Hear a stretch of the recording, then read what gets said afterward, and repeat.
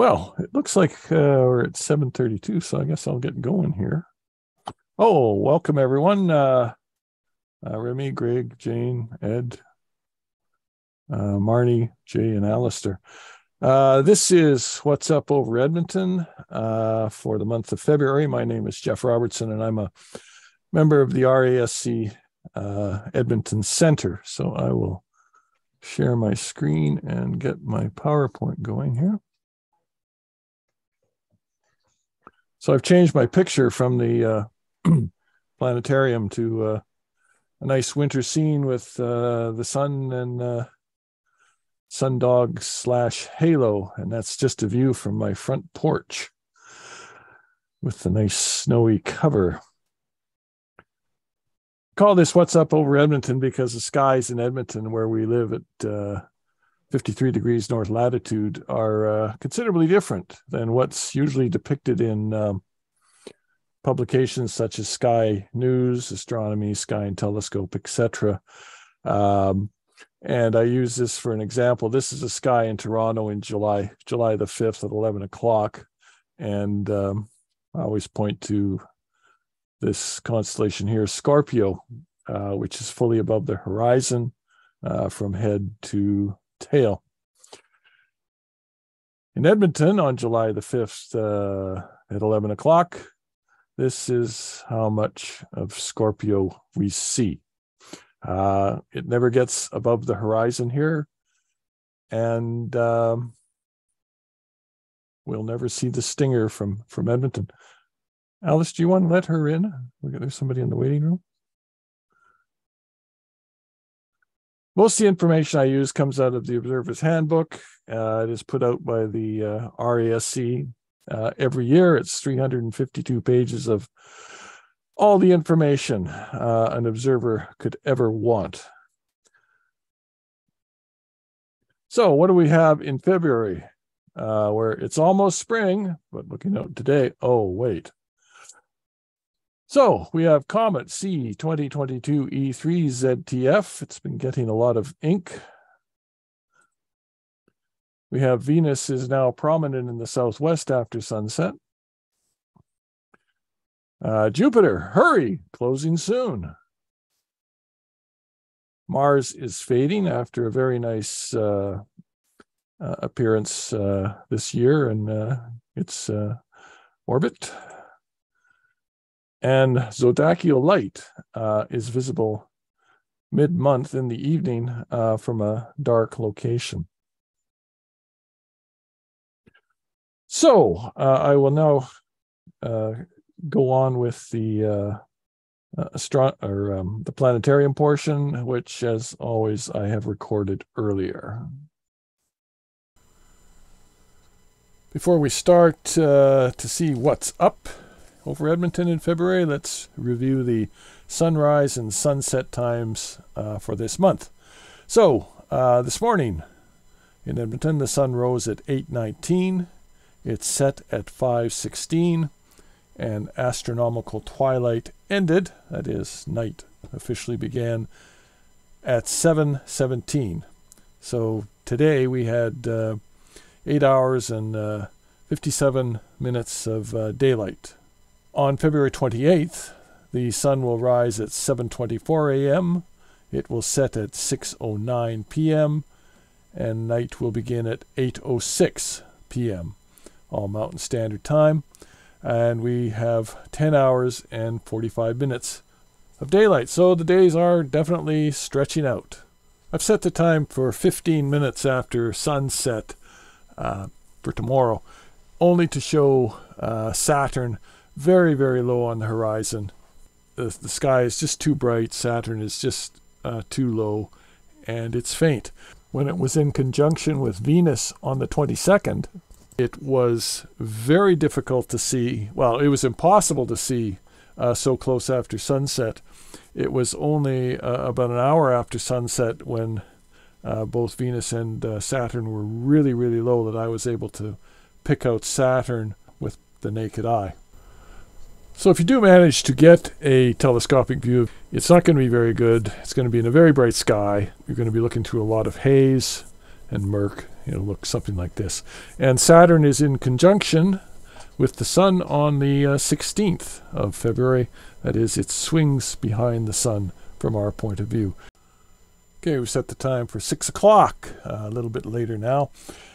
And Venus is very easy to spot in the southwest sky.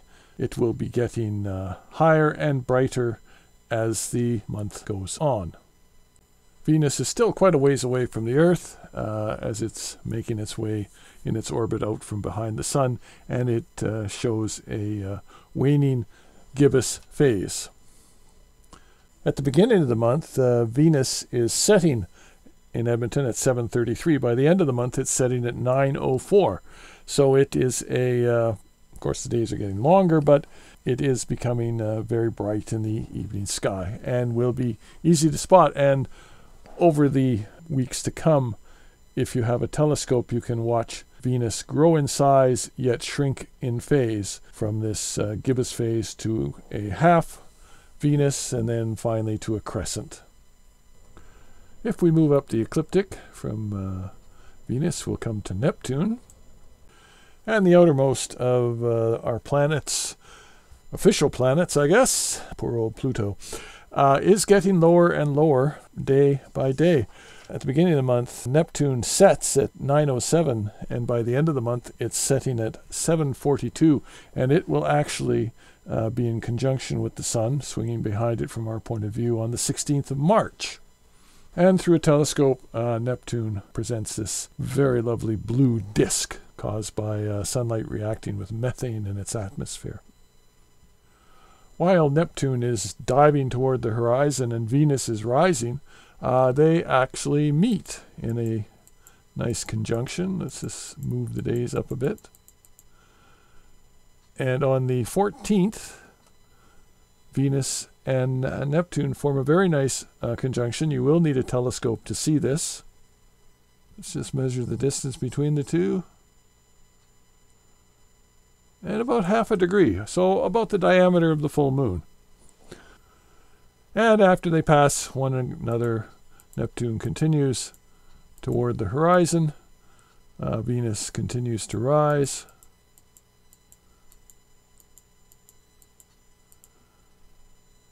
And by the beginning of March, Neptune is pretty much lost in the glare of the Sun. Let's show daylight here. There we go. Yeah, so Neptune will be pretty tough to spot by then. Well, it'll be impossible to spot by then. To view that conjunction, you will need a telescope and a flat horizon. They will be fairly close to the horizon, and it will be in the twilight hours.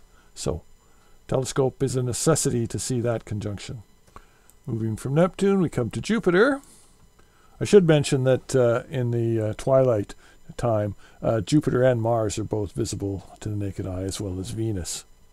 Jupiter's been a lovely sight for the past many months, but its time is starting to come to a close in our evening sky.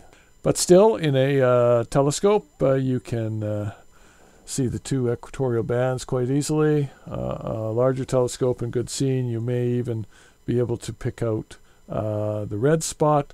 And even in a small telescope or steadily held binoculars, you can pick out the four big Galilean moons. And there they are. They're labeled. And as I've mentioned many times, you can watch these moons move day to day, or even in the case of Io, hour to hour. You can see it move in relationship to the other moons, and of course the planet.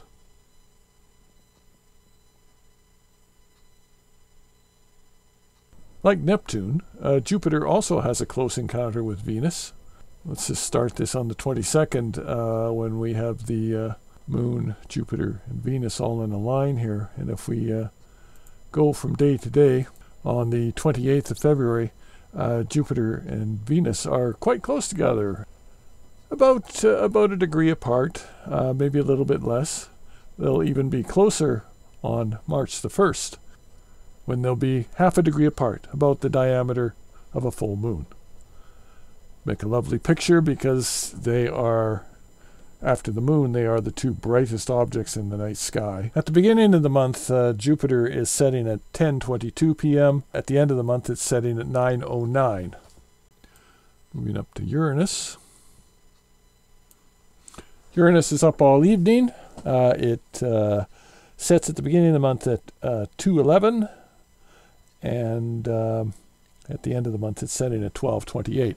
So it's going to remain in the evening sky for a few more months yet. You would need a telescope or good steadily held binoculars to see it. And in a telescope, you would see this pale blue disk. And moving on to Mars. Mars is visible all evening and into the early morning hours, but it is getting smaller and fainter as Earth pulls away from it. It's also exhibiting a gibbous phase.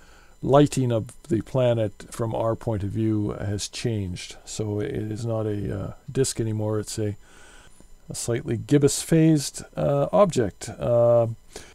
At the beginning of the month, Mars is pretty much up all night. It sets at 4:57 a.m. By the end of the month, it's setting at 3:56 a.m. But as I say, it is getting smaller, and it's getting further away. At the beginning of the month, Mars is a magnitude minus 0.2. By the end of the month, it's a magnitude plus 0.4. For magnitudes, the higher the number on the plus side, the fainter an object is. And so any object that has a negative magnitude is a very bright object. So Mars is still bright. In a telescope, you can still see surface features on it, but don't leave that too late. We are pulling away from it, so you'll have to wait another 2 years and a bit, 26 months, before Mars is at opposition again. I've dispensed with the scenery just to show a very flat horizon to talk about Mercury. Mercury reached its greatest western elongation, that is its farthest point from the sun, on the 30th of January. So it is going to be getting lower and lower each day throughout the month of February. So this is half an hour before the sun comes up. So the sky is already really, really bright. So you would need a good pair of binoculars or telescope and know exactly where to look to see Mercury. And as it goes through the days of the month, it just gets lower, and of course the sun is getting higher and higher. By the end of the month, it's rising at 7:30, and it's kind of a lost cause to look for Mercury in February this time. But if you want to go for it. There's nothing stopping you, but it's going to be a really tough target. So I'll bring back my Arctic hellscape, and let's talk about the moon. So the moon is back in the evening sky on the 21st, very low on the horizon. And you get a nice line of Jupiter, Venus, and a very, very thin crescent moon. The next day on the 22nd, the moon has passed Venus and Jupiter, but it is still a nice alignment of our closest neighbor in space, as well as the two brightest planets we can see from Earth. On the 24th, it's near Uranus. It will actually occult Uranus, but unfortunately, Uranus will have set by the time the moon passes directly in front of it. So that is something for people much further west than we are to see. And there it is on the 25th, approaching the Pleiades on the 25th and 26th.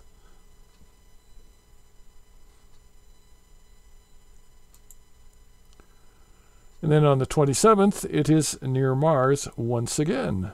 This is the view at 7:30, and by 10:30, I'll just change the time here, it is within half a degree of Mars. So another nice close conjunction.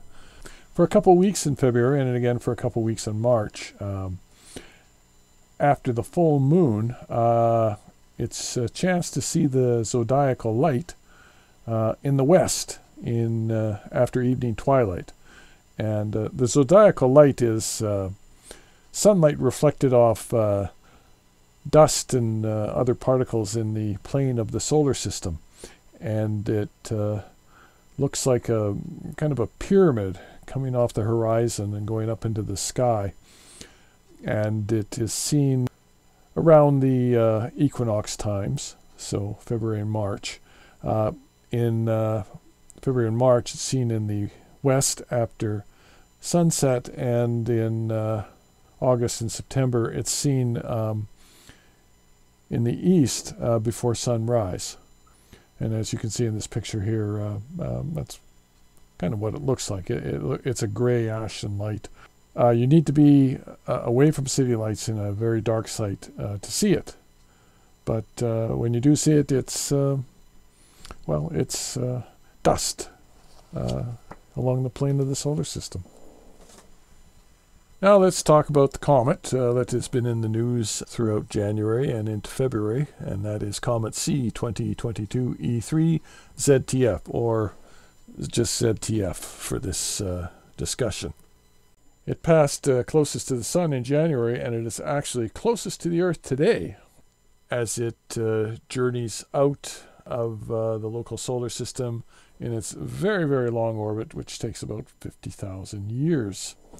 Out to the edge of the Oort cloud. Now, there have been several nice pictures taken of this comet, and it appears to be green in photographs, but to the naked eye, it doesn't look green at all. Now, this representation in my astronomy program is far better than what it actually looks like when you see it in binoculars or a small telescope. It's not all that bright. It hasn't reached naked eye visibility, and as it's starting to move away from the sun, I doubt it is going to. I should clarify that some people have reported seeing it with the naked eye under very, very, very, very dark skies, away from city lights and with no moon in the sky. Of course, the moon is in the sky tonight, so even if you were in a dark site, you would still need a pair of binoculars or a telescope to see this thing. Now, at the end of January, it was passing past Draco and between Ursa Major and Ursa Minor. And as we moved into February, it is tonight, it is in the area of the constellation Camaldepardius. Sorry, my pronunciation is very good. Somehow people thought this thing looked like a giraffe. Oh well. And so it's going to move from day to day, or night to night, I guess I should say, quite a distance each night. Here it is on the 4th, and it is near the bright star Capella.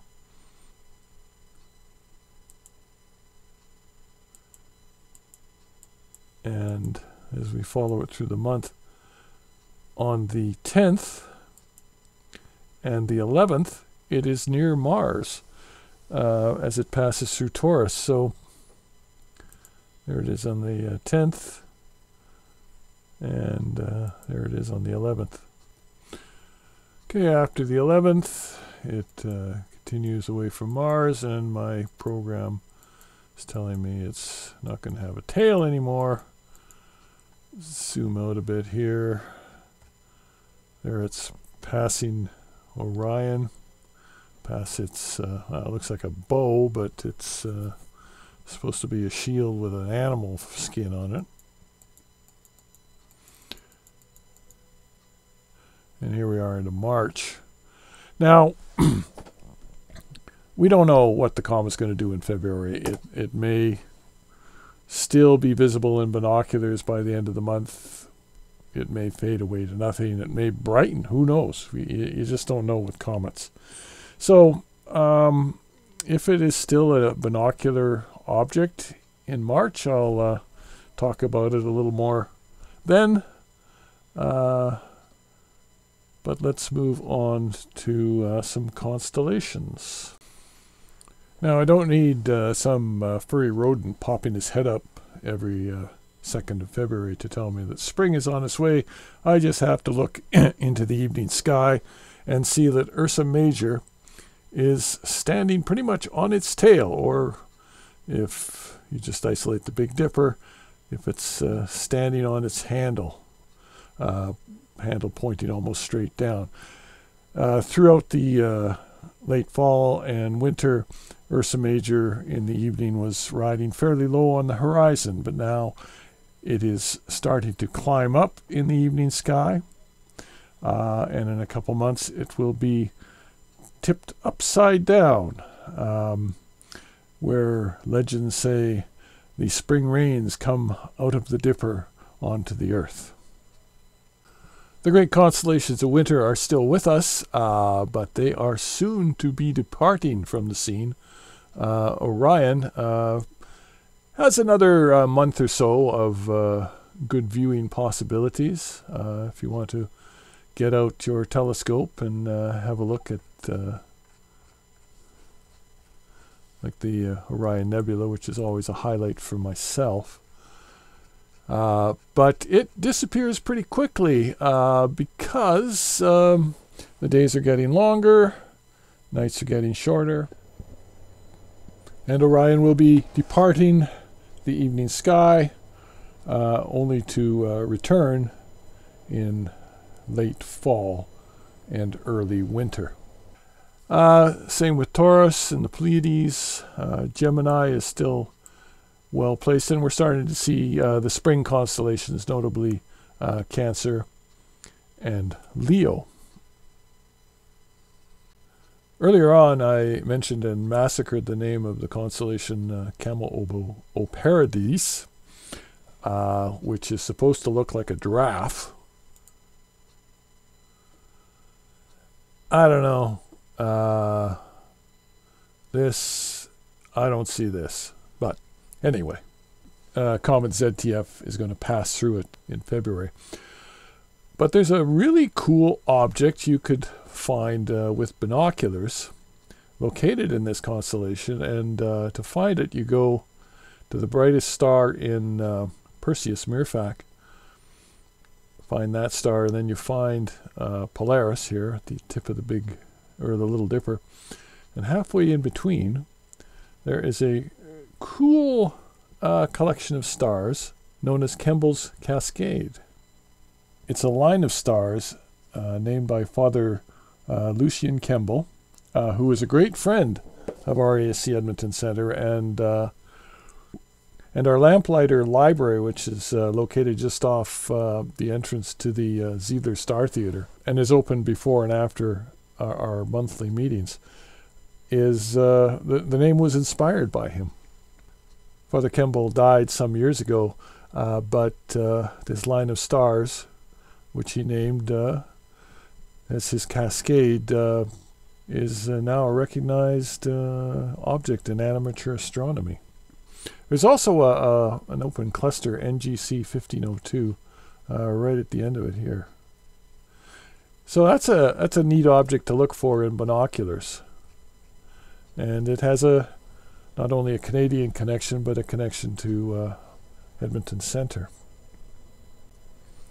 So that's about it for February. Hopefully the comet will put on a bit of a show, and you can all get to see it. So with that, I will say, are there any questions or anything to add? Alistair, you got anything to add? Just one of the sort of funny jokes made about the Camel constellation is that that long Latin name actually means large empty space. Oh, okay. Because especially from the city, it's like there's nothing there.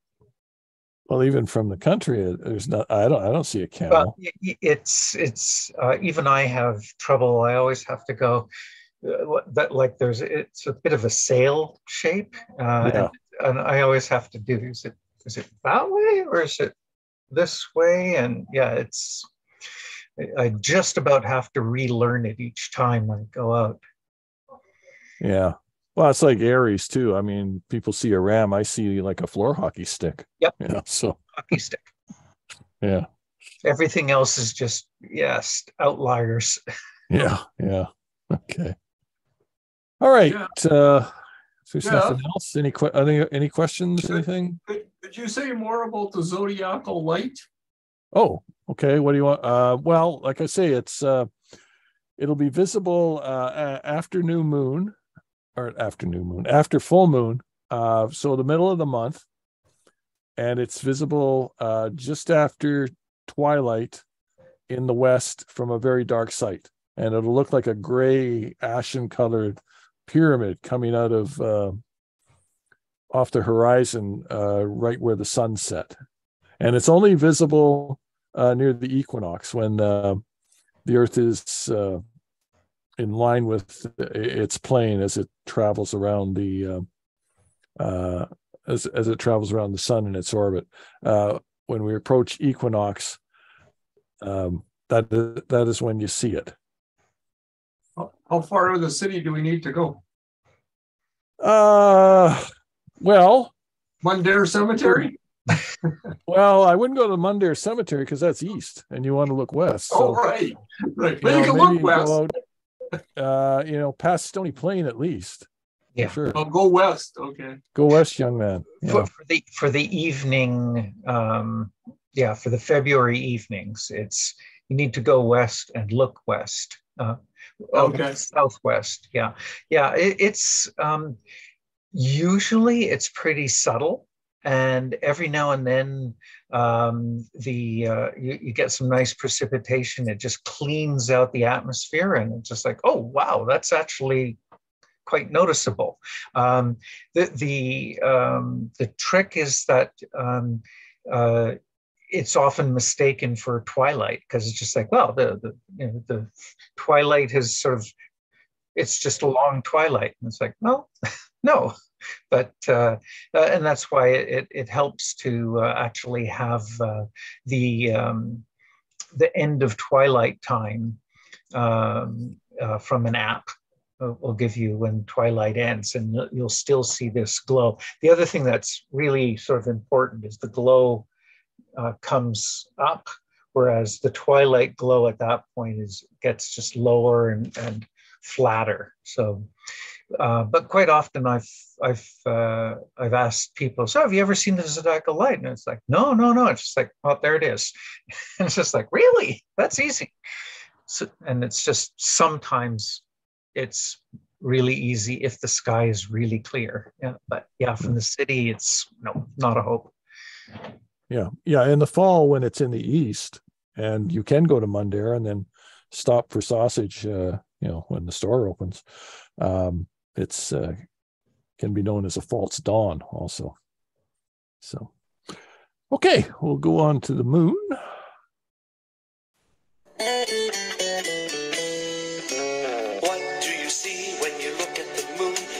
Full and round, do you see a balloon? Does it look like a cookie with the bite taken out? What do you see when you look at the moon? Okay, the moon is full on February the 5th, and the February full moon is known as the snow moon, also known as the hunger moon, the storm moon, the snow blinding moon, ice moon, and bear moon, because it's the time bears have cubs. It's the hunger moon because food is scarce. Storm moon for obvious reasons. Ice moon, well, just look outside. It's also the smallest full moon of the year, but you won't hear anybody yapping about that, unlike the super moon. Third quarter is on February the 13th. The moon is new on the 20th. And first quarter is on February the 27th, right near the end of the month.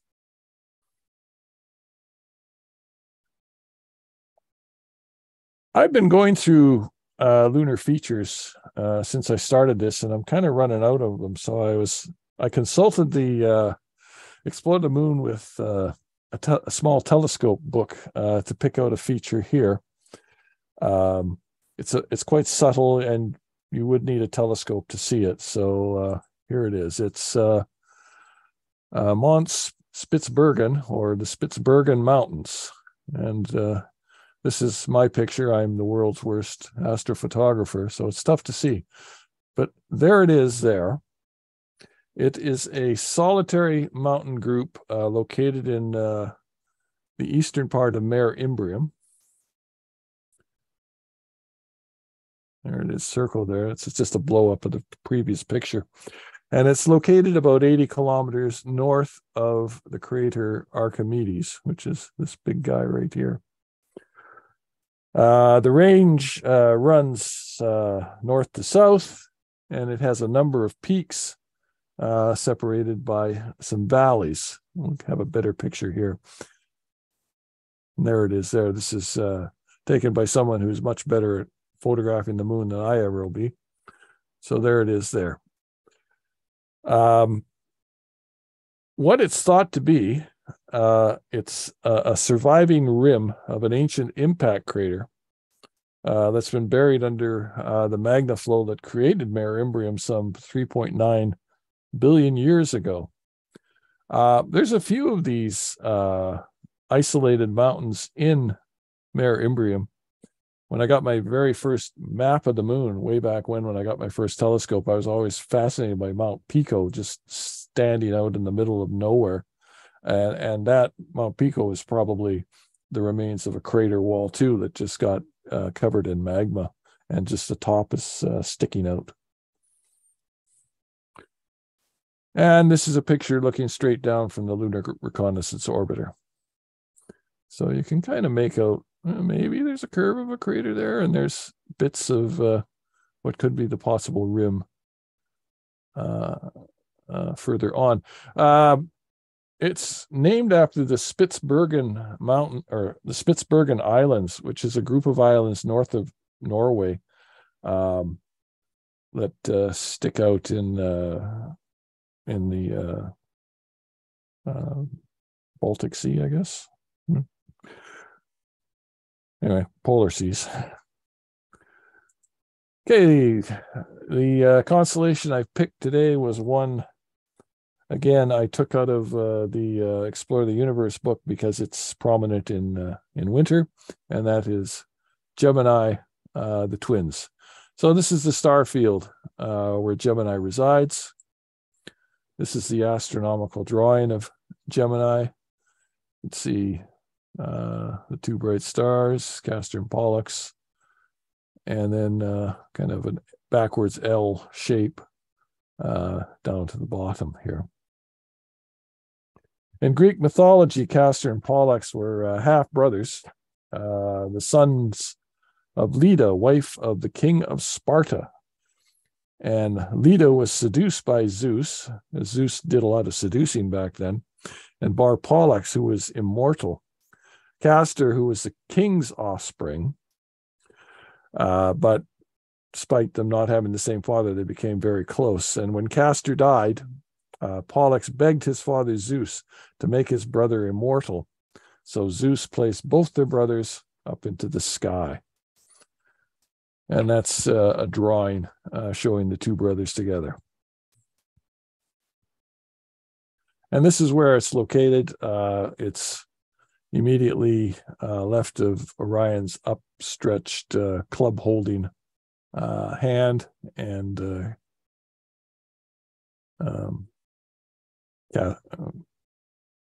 Castor's there, Leo. So it's pretty easy to spot. It's almost straight overhead right now.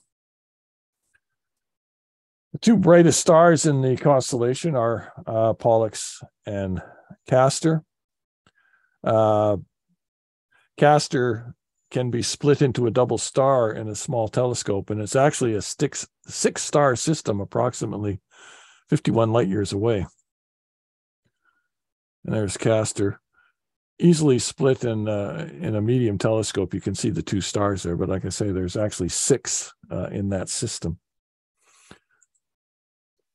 Now, Pollux is a red giant star about 34 light years away, and it is shown with our own sun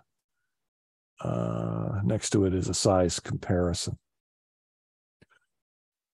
Has a few deep sky objects. Messier 35, just right there near the right foot of the constellation. And also NGC 2392, also known as the Eskimo or Clown Nebula, off to the left.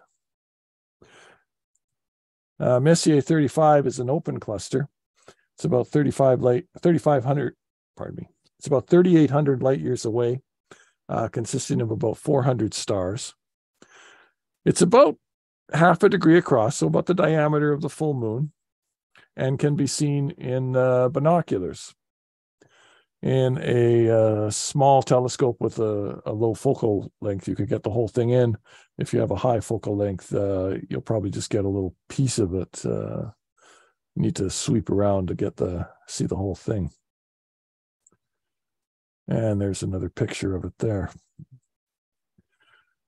NGC 2392, the Eskimo or Clown Face Nebula, was first cataloged by the English astronomer William Herschel in 1787. And it's a planetary nebula formed about 10,000 years ago, and it's a dying sun-like star, expelling its outer layers in an intense, high-speed stellar wind out into space. And it looks like a small face framed by a fur-lined hood, which is how it got its name, the Eskimo Nebula. But it's now more commonly called the Clown Nebula. It's a ninth magnitude object, so you would need binoculars, but you just see a fuzzy patch. In a telescope, a mid-sized telescope, you could make out some detail, and it's about 5,000 light years away.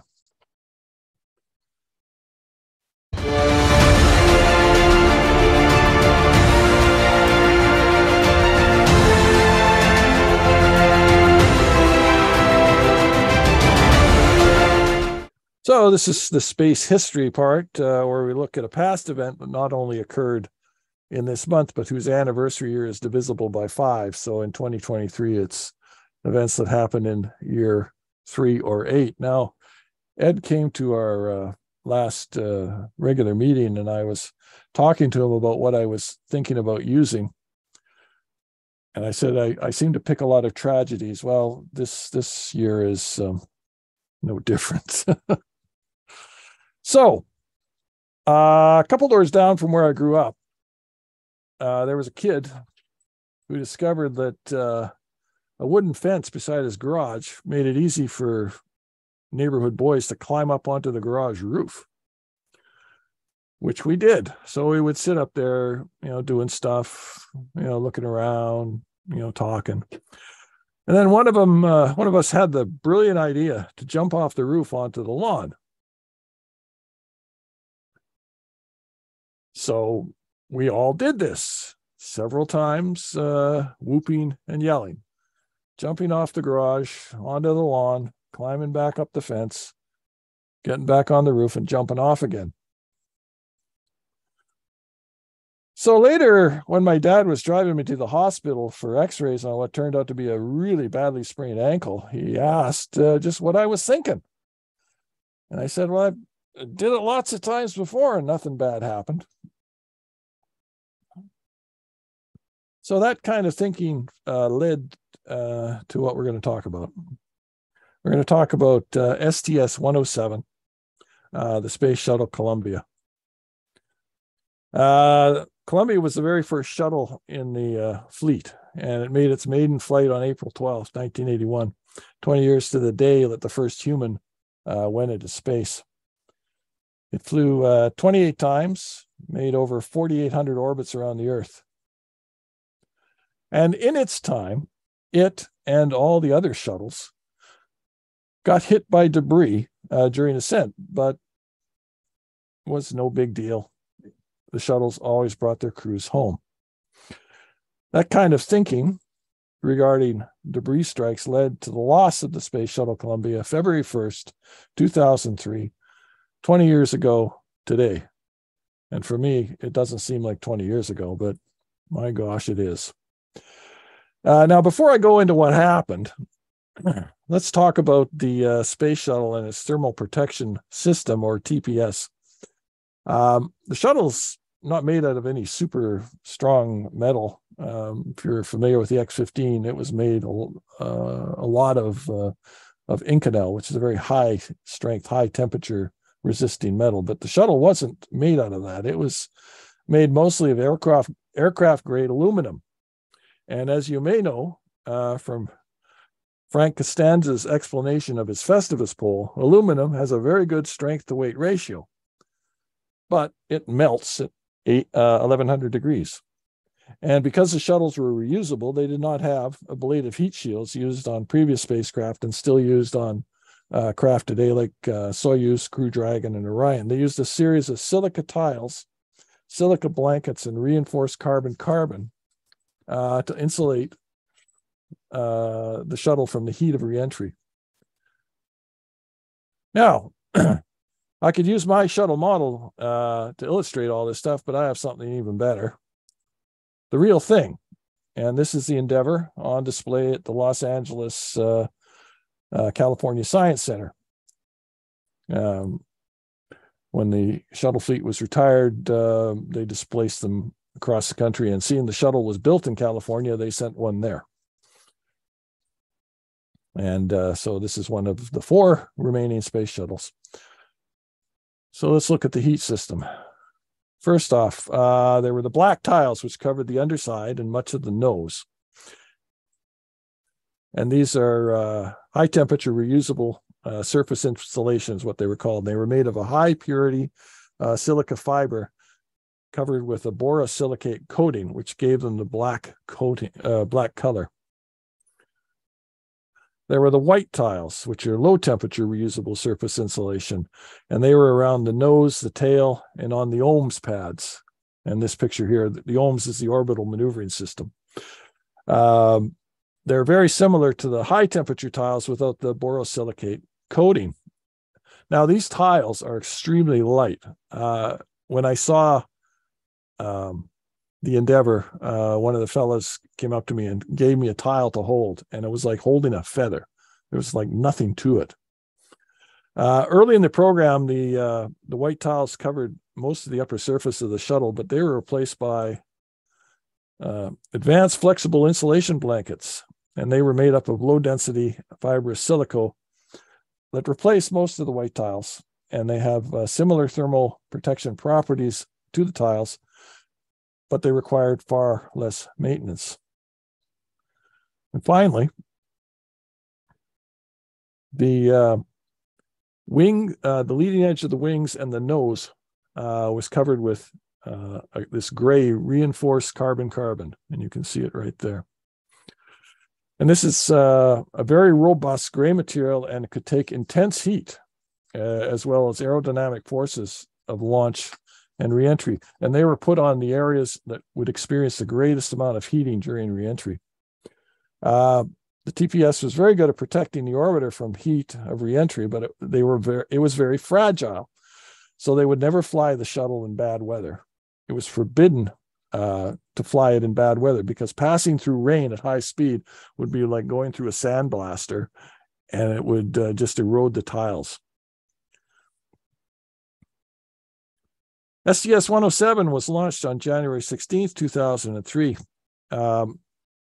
And this is the crew photo, and starting left to right in the back row is Dave Brown, then Laurel Clark, Michael Anderson, and Elan Ramon. And in the front row were Rick Husband, he was the commander of the mission, Kapana Chawala, and then William McCool, who was the pilot for this mission. Husband, Chawala, and Anderson were making their second flight. The balance of the crew were rookies, and Ramon was Israel's first astronaut to fly in space. And unlike most of the previous missions since 2000, which involved construction of the International Space Station, their 16-day mission was a science mission, which was carried out in the Space Hab module, which was carried in the cargo bay. Now, this flight has an orbital inclination of 39 degrees, not the 51.6 degree inclination that flights to the ISS took. And of particular note, as it was not required for this mission, it was not carrying the remote manipulator system, or the Canadarm. You can see it's not there where it normally would be.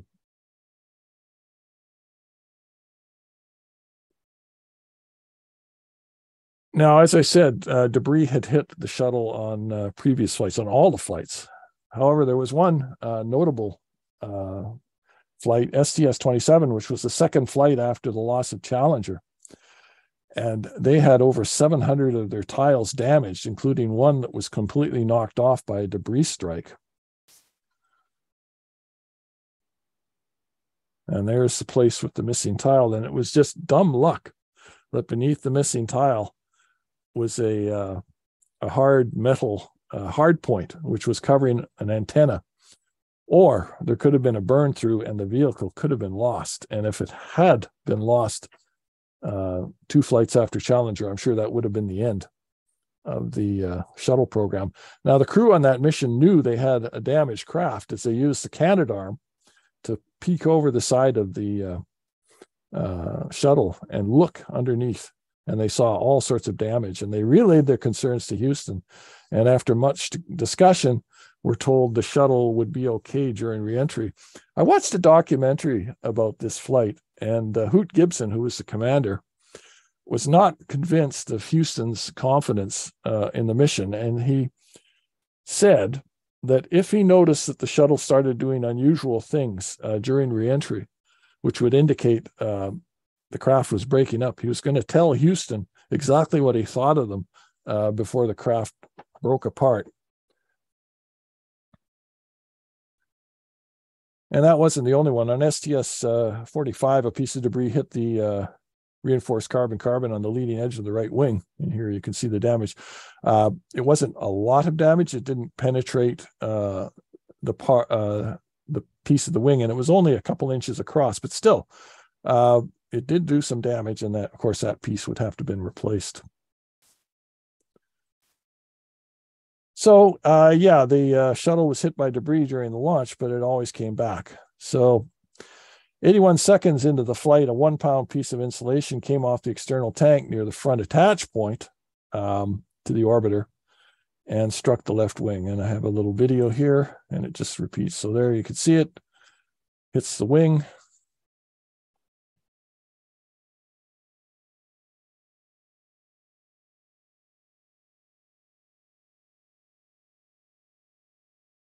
Okay. And there was a lot of concern among some people at NASA who analyzed the flight video and saw the foam strike. As the area where the foam hit could not be seen from inside the shuttle, and they weren't carrying the RMS. They went to program managers to request imagery using Department of Defense satellites, but were turned down. The crew were notified of the foam strike, but were told their craft was able to re-enter the atmosphere safely. Now, it would turn out that strike punched a hole in the leading edge of the wing, and it would allow very hot plasma, like thousands of degrees of hot plasma, to enter into the wing structure. So on February 1st, they returned to Earth, and because of the 39-degree orbital inclination, the Columbia would pass over the U.S. from California to a landing spot, to its landing site in Florida. And it was still dark over the western United States, and some shuttle watchers were out to watch Columbia fly over. And some, well, actually quite a few of them, had video cameras, and many recorded pieces of the shuttle coming off as it passed over, which most people knew was not normal. So, oops.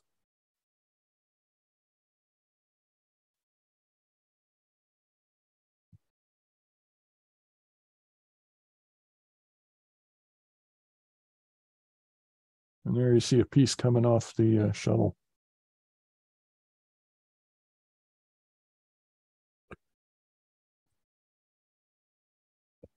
Now, as it flew over Albuquerque, New Mexico, an Air Force infrared camera there snapped a photo of the shuttle as it passed overhead, and the photo showed deformation. You can see it there on the left wing. So what was happening as the hot plasma got into the interior section of the wing, it started melting the aluminum substructure that basically held the whole wing together. And it also was punching through and shedding pieces of its outer skin. Mission Control started receiving all sorts of sensors and temperature sensors going offline, hydraulic pressure lines going offline, the tire pressure went offline, all in the left wing.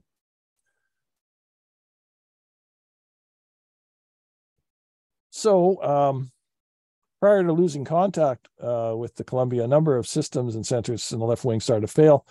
The final signal received from Columbia occurred at 8:59:32 Central Standard Time. And on the ground, people watched as the spacecraft broke up over central Texas. The left wing had come off and the shuttle went into a spin, and then the aerodynamic forces just broke it apart. Flight info. Go. Yeah, we're just taking a few hits here. We're right up on top of the tail. Not too bad.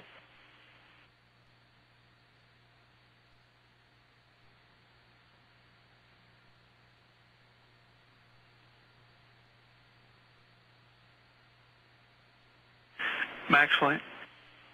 Flight Max. And there's no commonality between all these tire pressure instrumentations and the hydraulic return instrumentations? No, sir, there's not. We've also lost the nose gear down talkback and the right main gear down talkback. Nose gear and right main gear down talkbacks? Yes, sir.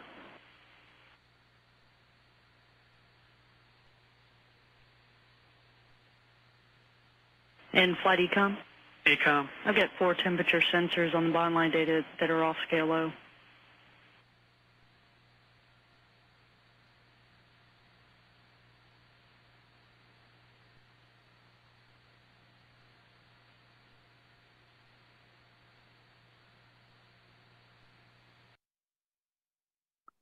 Yay, debris rained down on Texas for half an hour after the breakup, and the search, which lasted until May, recovered close to 84,000 pieces of the orbiter, plus the remains of all the crew. Included in the debris was Columbia's flight data recorder, which indicated the pilots were trying to take action after the craft began spinning and after contact was lost with Houston. The recorder stopped functioning at 9 o'clock and 18 seconds a.m. Central Standard Time, and that's when the vehicle finally broke apart. This is a piece of one of the shuttle engines. And this is a hangar where they laid out all the parts that in their positions of debris that they found. Most of the debris wasn't very big. You could see the nose wheel there anyway. Of course, piece of the engine. So the Columbia Accident Investigation Board, or CAIB, was formed to determine the cause of the disaster, and they quickly zeroed in on the foam strike on the left wing that occurred 81 seconds after launch. The investigation showed that the foam came from the left bipod ramp and was about the size of a small suitcase and weighed 1.67 pounds. So it came from this area right here. Despite its light weight, it impacted the accelerating shuttle's wing at 500 miles per hour with a force of 3,000 pounds.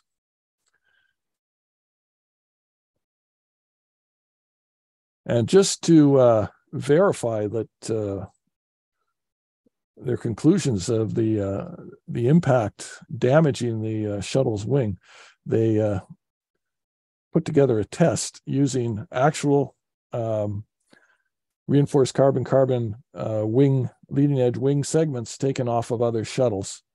And this is a test here. So there's a piece of foam, and it hits the wing.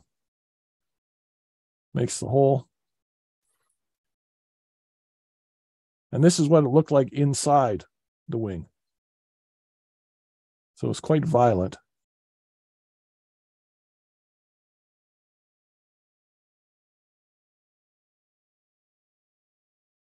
And there's the hole.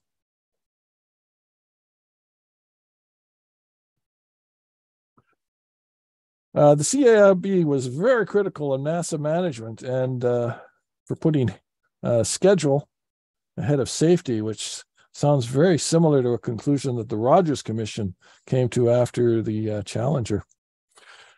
NASA had known foam strikes happened on every flight, but deemed it an acceptable problem. And like they made an analogy, it was like an empty foam cooler hitting your windshield on the highway. It happens, nothing to worry about.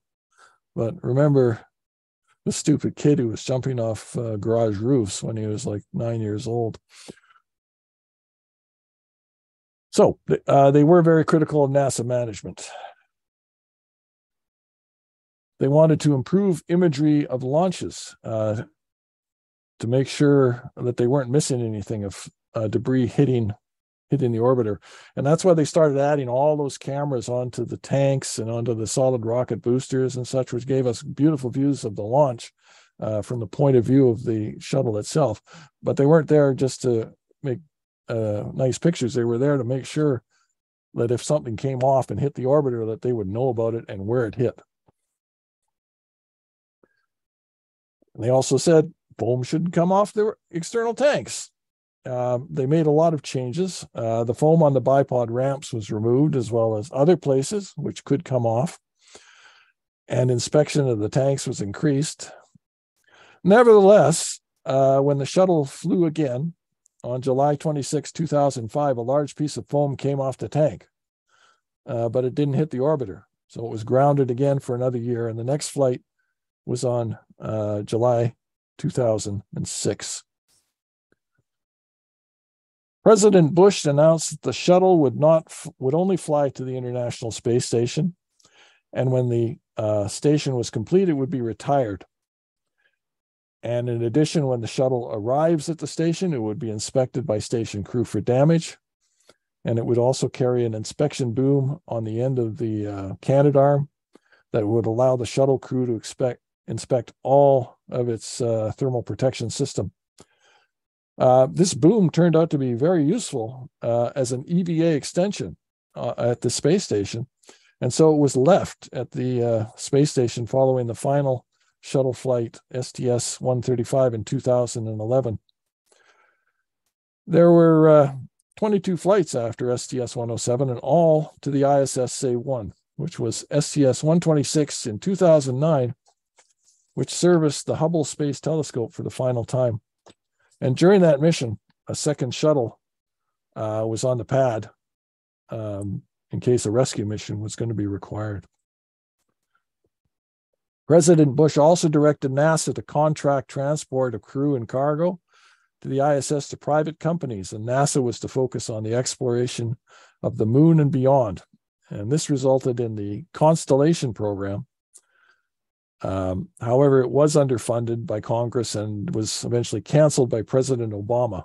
However, the Orion spacecraft, which came out of the Constellation program, was saved, and the Ares rockets of Constellation morphed into the SLS of today.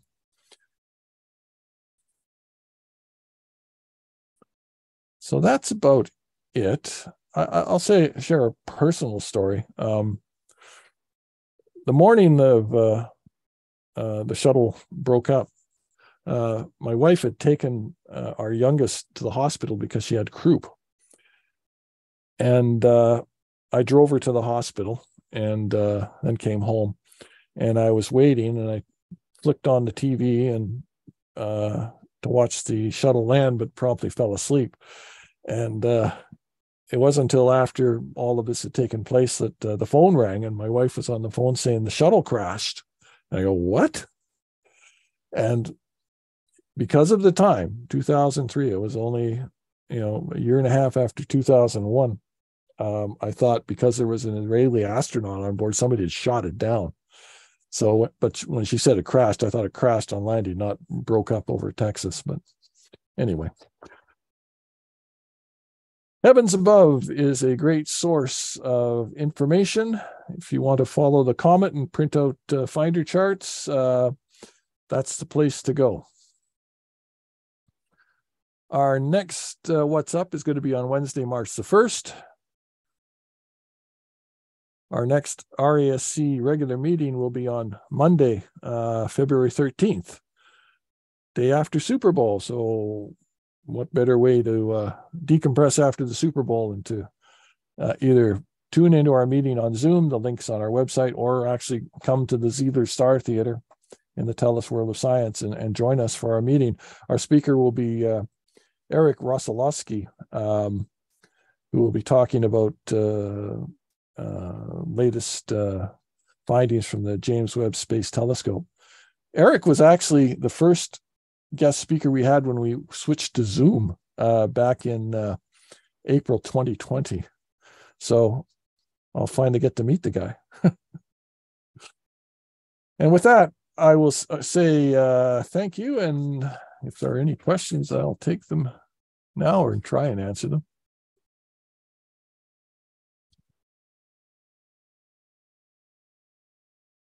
Oh, I see a chat here. What do we got here? You guys meet once a month? Yes, once a month.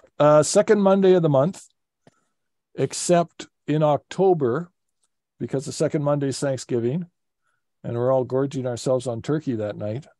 So we meet on the third Monday of October. Also, I'm very new to this, so I really liked tonight's meeting there. It was my first one. I'm so new at it that if somebody turns the moon on, I can find it.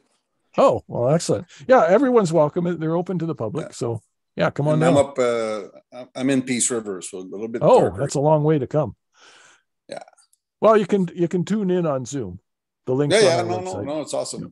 And I can go in my backyard and it's dark, so I love it. Oh, that's great. Yeah. How high would those mountains be on Schutzberger Mountains? I looked all over trying to find out how high they were, and I couldn't find any definite information. A couple kilometers. Oh, that high, eh? Wow. Yeah. Well, thank you. Yeah, when the Imbrium Basin was created, it created a huge amount of lava, which flooded the area. So yeah, it's a massive object that hit the moon to create that basin. Jeff, were there any repairs made to shuttles after they started inspecting them at the International Space Station? Like repairs to that foam covering? They did some experiments where they would try and repair a damaged tile. I mean, the tile wasn't actually damaged, but they had this paste that they did an EVA and smeared all over and that. And I guess the results were good. I haven't heard anything that it didn't work. Mm-hmm. The Columbia Accident Investigation Board report is quite thick. I'm just going to turn my background off for a second here.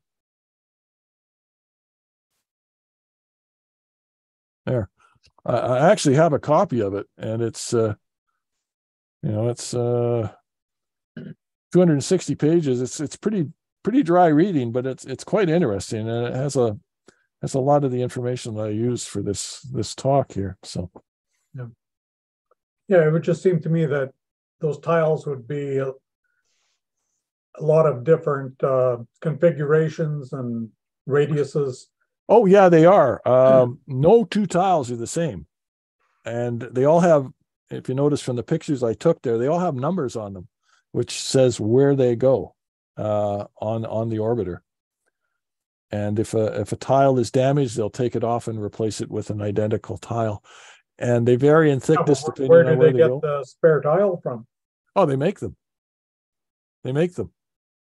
On the space station? Oh, no. Oh, I thought you were talking about on the ground. Oh no, if there was lethal damage on a shuttle that they found at the space station, they wouldn't try and return. They would send up another shuttle and get the crew, and the other one would probably be just the old shuttle would just be left to burn up because they couldn't save it. It would have to be some pretty extensive damage, but thankfully there was no any more fatal damage to the shuttle.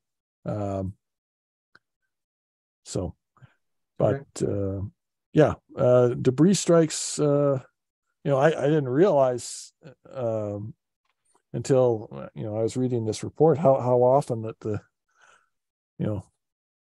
debris strikes affected the shuttle.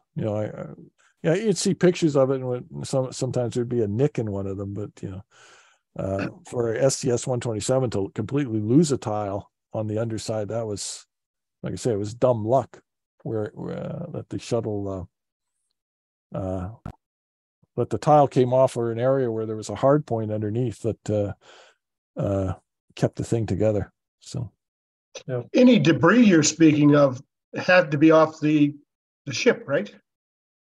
It would come off the tank. Or there was no birds, or they were worried about. No, they weren't worried about birds. No, it was what they were worried mostly about was ice, which foam I don't think they really took seriously because the foam is really, really light. The foam they put on these things is not that much different than the spray foam you can buy at Canadian Tire. And it comes out when they put it on, it's a really light, creamy color. And then when it's exposed to the sun, it turns that orangey brown color. But they didn't think it would come off. They were worried about ice. If you watch the, when the Saturn V took off, there's, mountains of ice coming off, but the capsule's right at the top. They don't have to worry about stuff like that. But because the shuttle was right beside the tank, that was a worry.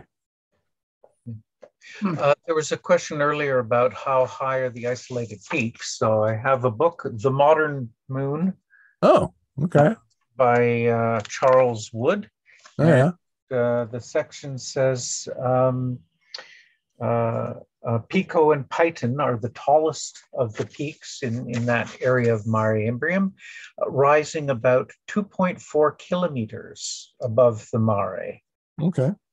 And it's like, although the dramatic shadows stretching out give the strong impression that they are steep, jagged peaks, in reality, they are just gentle hills. Their modest heights combined with the curvature of the lunar surface render them invisible from the lunar surface at a distance of only 100 kilometers. They would be below the horizon. Okay. Oh, good. Well, that was something that, when the later Apollo missions were landing in mountainous areas, that the mountains were all jaggy and pointy like they used to be portrayed in the movies and drawings and such, including 2001, which had jaggy mountains. So take that, people who thought Stanley Kubrick faked the moon landings. He couldn't get it right in his own movie. So. Yeah, apparently Galileo was actually quite well aware of this because he was, not surprisingly, an expert in geometry and shadows. Ah, okay. And so he realized, oh yeah, those things are balls. And it's I find it quite illuminating, to where you're driving next to, say, windrows. Of snow, and it's just this very often gentle rolling top of the windrow, and the shadows they cast are all these nasty teeth. Yeah. So it's true. Yeah, I've used that as an example before for people. So, yeah, exactly. Snow drifts and such. Yeah. Okay. Well, if there's nothing else, I will say. I got one more question. Oh, sure. They're talking about these caves that they're finding up there that have water on the moon. Are they just basically a deep cave that they feel that the sun never gets to it, that the water is forming at the bottom? Yeah, it's deep craters at the South Pole, and the moon isn't tilted on its axis to the extent that, well, like Earth is tilted 23.5 degrees, but because the moon isn't tilted like that, sunlight never shines on the bottom of these craters, and they've detected the signature of ice at the bottom of the craters, and ice is water. So that's why they're planning on building a base at the South Pole, because if they've got water there, then they've got a source of oxygen and a source to make rocket fuel, and of course water to drink. And the temperatures aren't as extreme? Well, it's very cold. It's like minus 250 degrees at the bottom of these craters. Oh, it is. Yeah, because there's no atmosphere on the moon. There's no heat transfer in the air because there is no air. So when you're out in the sun, it's really, really hot. But when you're in the shadow, it's really, really cold. And in a permanent shadowed area, you have ice there, and it will never see the sun, never heat up, never melt. In which case, well, on the moon, because there's no atmosphere, it will just turn into a gas and be gone. So, yeah, the other thing, Barry, you might have heard about in terms of caves is they found a few places where essentially lava tubes just under the surface have collapsed in parts. And there have been one or two shots from high up, and you can see there's some kind of hole. And you can see the shadow down on the floor, and they've measured how deep that thing is, and they figure that that would also be a reasonable place to make some kind of colony, because that way the ground above saves you from the radiation, intense radiation. But those particular caves, typically they're on in the lava areas, which are far from water sources. Thank you. Okay. Well, if there's nothing else, I will say thank you very much for everybody who joined tonight. Our next, as I said, the next What's Up is going to be on March the 1st. So 4 weeks from today, and hopefully you can join us then. So, and 1 week from tonight, we have the equipment sale that will be taking place in person at the Windsor Park Community Hall, just to the west of the Butterdome. Right, I forgot about that. If you have junk or stuff to sell or give away, that would be a good time to bring them. Okay.